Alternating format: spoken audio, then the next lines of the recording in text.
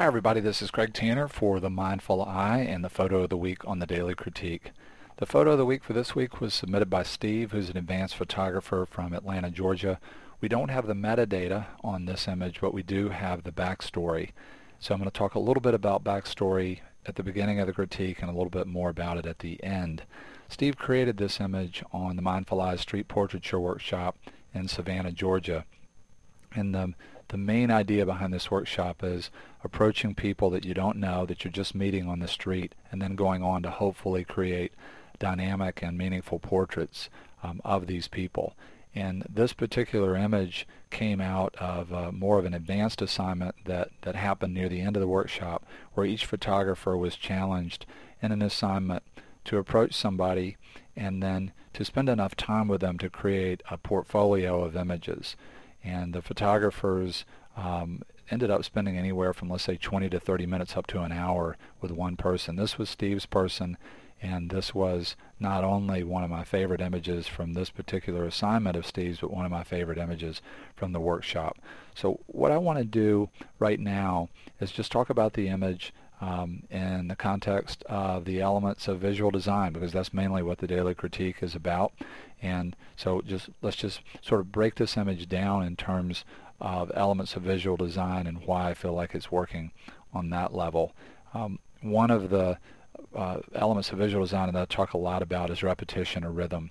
And repetition gives the viewer a chance to move through your image and move in a way where they're moving from one thing that's similar to another thing that's similar, and it can create the feeling for the viewer that the communication is cohesive and that it's unified. And when you look at this image, you probably go to one or two places first. We like to go to the areas of highest contrast, and we also like to go to places that archetypally draw our eye, like faces or eyes. So you probably either go up here or to the tattoo. And as you go to one of those two places, there's a real strong feeling of movement in the image that connects these two ideas, and they're very rhythmic. There's a lot of repetition. The way that Steve has framed this person's face, I would call this unconventional cropping, by cropping off the top of the head. It's really exaggerating this part of the mask of the face and all of this sort of feeling of downward movement here, and also this shape that's repeating over and over and over again. And it's rhymed in a very dramatic way by the tattoo. There, upside down, here, here, and here in the eye itself. So very powerful repetition or rhyme between these two main subjects. And the interesting thing is, there are a couple of other very powerful pairs of rhyming elements. You have the framing of both of the shoulders with this kind of form and quality of line, and then you have the two hands that are playing off of each other. You also have some other sort of minor repetition. You've got negative space shapes in three of the corners that are repeating. You've got a real strong feeling of negative space. Some of these small negative space shapes in here are repeating the same qualities of line in the image. So very cohesive in terms of repetition. And then also just very dynamic quality of line, if you just talk about that outside of the context of rhythm. You've got real powerful movement, like I've already mentioned, that connects the two main subjects. Then you've got another complementary subject, the hand, very powerful quality of line that moves out to one of the main subjects.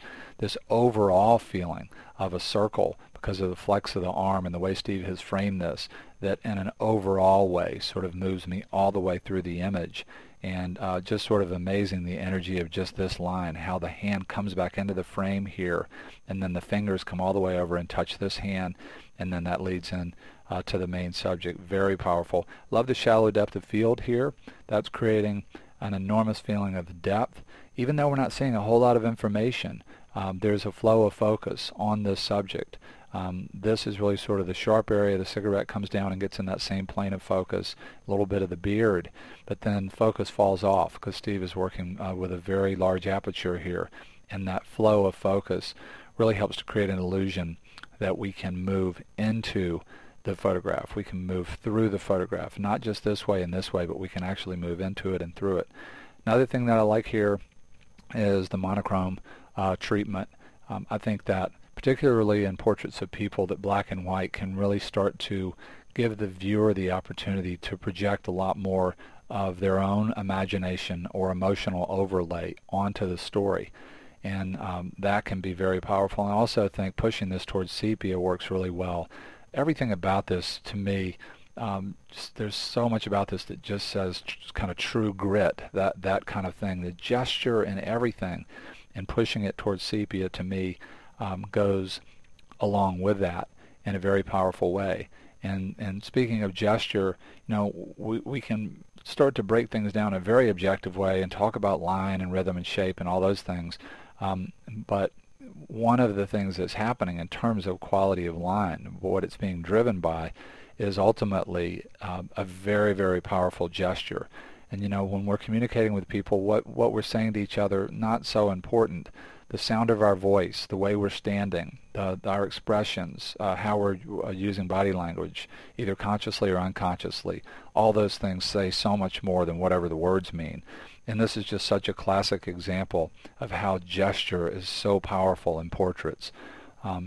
Everything about this to me just says intense and intensity. The flexing of the arm, the energy in the hands is so directed. There's nothing about this anywhere that's slack or loose. Everything about this is intense, and it's drawn, and it's pointed, and with the eyes looking down, and the real intense gaze towards the tattoo. So the gesture here, to me, is just so powerful. And something else I'll say about this image, that it's almost impossible to imagine the image without it, and that's the cigarette. There's so much energy that comes in this direction and ends up here, and so much of it is sort of a high mid tones or mids, and then you get to the cigarette, and all of a sudden you have this real powerful energy that forms a beautiful counterpoint to all that. All this stuff is ending up over here, all of it, every last bit of it, even all the negative space shapes.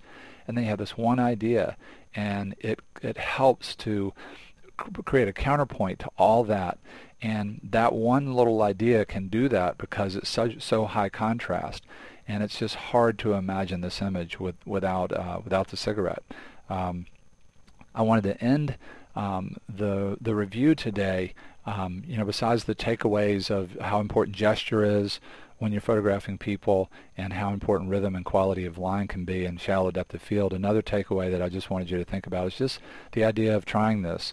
And by trying this, I mean approaching people in joy with the intent to share something that you love, that you've never met before, just walking up to people with your camera. There's a myth that most people will say no.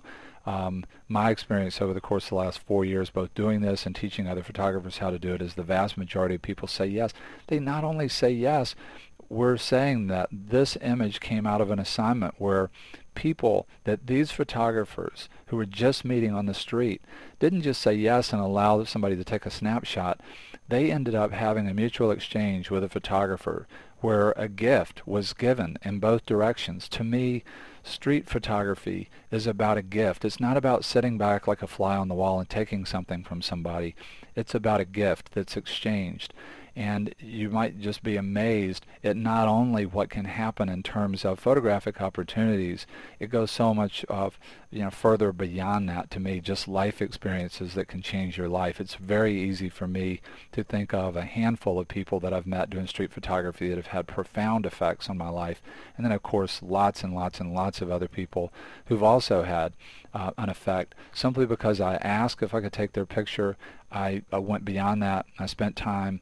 I'm very interested in people's story, and an exchange starts to happen where you're the photographer and they're just sharing their story with you, and then you both end up being much better for it.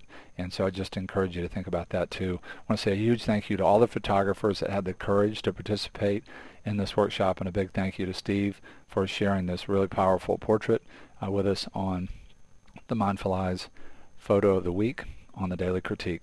Thanks a lot, everybody. Have a great weekend.